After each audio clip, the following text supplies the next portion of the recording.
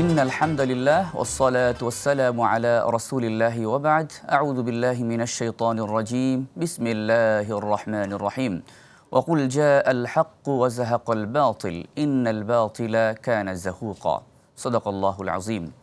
দূরে কিংবা কাছে বিশ্বজুড়ে পৃথিবীর যে প্রান্ত থেকেই এই মুহূর্তে আমাদেরকে দেখছেন, আপনাদের সবাইকে স্বাগত জানাচ্ছি রমাদান আল কারীম উপলক্ষে জি টিভির অনন্য আয়োজন প্রতিদিনের অনুষ্ঠান বিআরবি কেবলস নিবেদিত সওয়াল ও জবাব, powered by Bhaiya Hotels, co sponsored by Salt বে।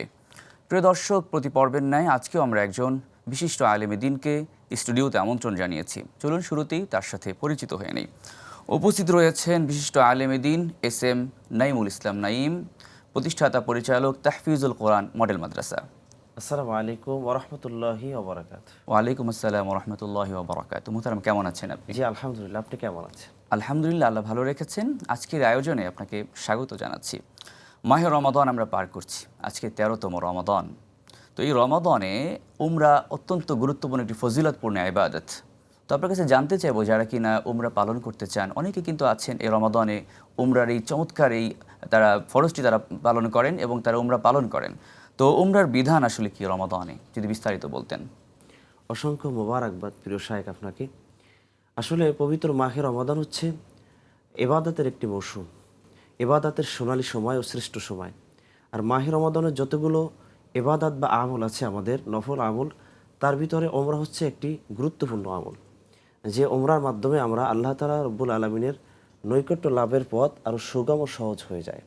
রাসূল আকরাম সাল্লাল্লাহু আলাইহি সাল্লাম বলেছেন, কোনো ব্যক্তি যদি ওমরা করে মাহে রমাদানে, ফাইন্না ওমরাতান ফি রমাদান তাখদি হাজ্জাতান আও হাজ্জাতান মাই।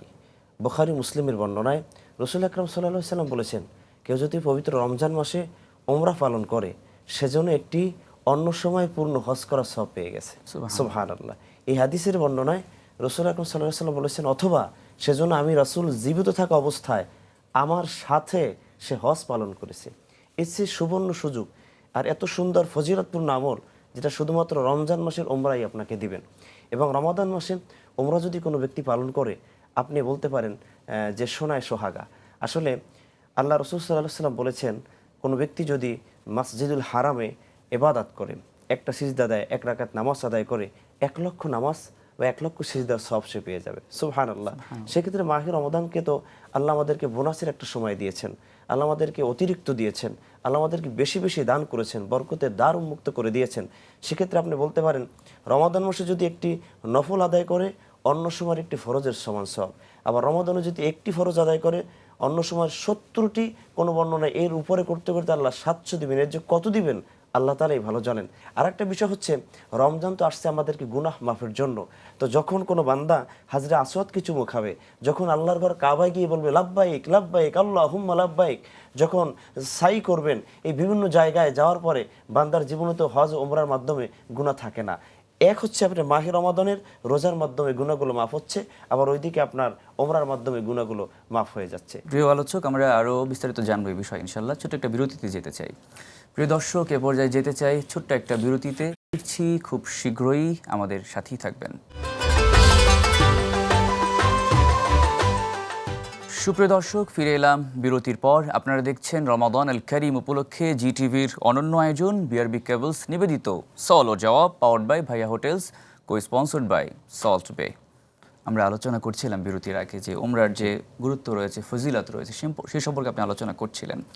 এখন অনেকেই আছেন যারা রোজা রেখে উমরা আদায় যারা করেন, আবার প্রয়োজনে অনেকে রোজা ভেঙে ফেলতে চান। এক্ষেত্রে সুযোগ আছে কিনা, যে উমরা অবস্থায় রোজা ভাঙার সুযোগ আছে কিনা? লা ইউকাল্লিফুল্লাহু নাফসান ইল্লা উসআহা। মহান রব্বুল আলামিন কোরআনুল কারীমে বলছেন যে আমাদের নফসের অতিরিক্ত করে বোঝা দিয়ে ইসলামে কিছু চাপিয়ে আমাদেরকে দেয় নাই।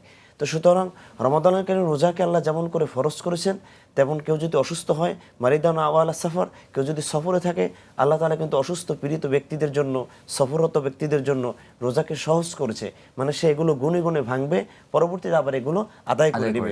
তো সুতরাং কেউ যদি চায় রমাদানের কারীমে ওমরা করবে, রোজা রেখে ওমরা করাটা সর্বোত্তম, এটা সবচেয়ে ভালো। কারণ বান্দার মুখের দুর্গন্ধ আল্লাহর কাছে মিশক আম্বরের চেয়েও প্রিয়।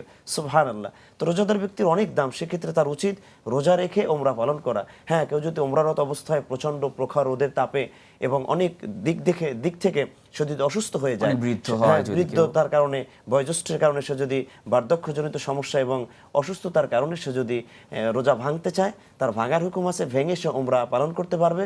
তবে তার গুণে গুণে রাখা উচিত, পরবর্তীতে সুস্থ হলে এই রোজা যেগুলো ভাঙবে এগুলো তার পরবর্তীতে আদায় করা সর্বোত্তম হবে। চমৎকার করে বলছিলেন। আমরা একটা বিষয় জানতে চাই যে রমাদানে আমরা আর কি কি বিশেষ আমল করতে পারি যার মাধ্যমে আল্লাহর প্রিয় আমরা হয়ে যেতে পারি? আমলের সমাহার আর আমলের মৌসুম হচ্ছে মাহে রমাদান। রমাদান যেহেতু আসছে গুনাহ মাফের জন্য, আত্মত্যাগের জন্য, রমাদান আসছে আত্মার শুদ্ধির জন্য এবং মহান রবের নৈকট্য লাভের জন্য, সেক্ষেত্রে আমি আপনাদেরকে ইন্সপায়ার করব, অনুপ্রেরিত করব যে মাহে রমাদান আসলে আমাদের বেশি বেশি করে ইস্তিগফার করা উচিত। কারণ যেই ব্যক্তি ইস্তিগফারকে জিহ্বার সাথে লাগিয়ে রাখে, রাসূল আকরাম সাল্লাল্লাহু আলাইহি ওয়াসাল্লাম বলেন, মান লাজিমাল ইস্তিগফার, যার জিহ্বার সাথে ইস্তিগফার লাগিয়ে রাখা হয়, লেগে থাকে, যেই ব্যক্তি দৈনিক ইস্তিগফারে আমল করে, আল্লাহ সুবহানাহু ওয়া তাআলার কাছে সে মুস্তাজাবুদ দাওয়া হয়ে যায়। মানে সেই ব্যক্তি কিছু বলতে দেরি, আল্লাহ কবুল করতে দেরি হয় না। সুতরাং ফার্স্ট আমি আমল দিব যে আমাদের উচিত গুনাহ মাফের জন্য ইস্তিগফার করা। দ্বিতীয় নাম্বার আমল হচ্ছে কোরআন আল কারীম বেশি বেশি করে তেলাওয়াত করা। মোহতারাম, চমৎকার আলোচনা করছিলেন। নিশ্চয়ই আমাদের দর্শকবৃন্দ এই মাহে রমাদানের প্রতিটা মুহূর্তকেই আমল এবং ইবাদতের জন্য তারা নির্ধারণ করবেন এবং বেশি বেশি আমল ইবাদত করবেন, এমনটা আমরা আশা করছি। জি, নিঃসন্দেহে, ইনশাআল্লাহ। প্রিয় দর্শক, এতক্ষণ আপনারা দেখছিলেন বিআরবি কেবলস নিবেদিত সওয়াল ও জবাব, powered by Bhaiya Hotels, co sponsored by Salt Bay. আজকের মতো বিদায় নিচ্ছি। মাহে রমাদানের প্রতিটা মুহূর্তই আমাদের ইবাদত বন্দেগীর মধ্যে কাটুক, সে আশাবাদ ব্যক্ত করে আজকের মতো বিদায় নিতে হচ্ছে। আসসালামু আলাইকুম ওয়া রাহমাতুল্লাহি ওয়া বারাকাতুহু।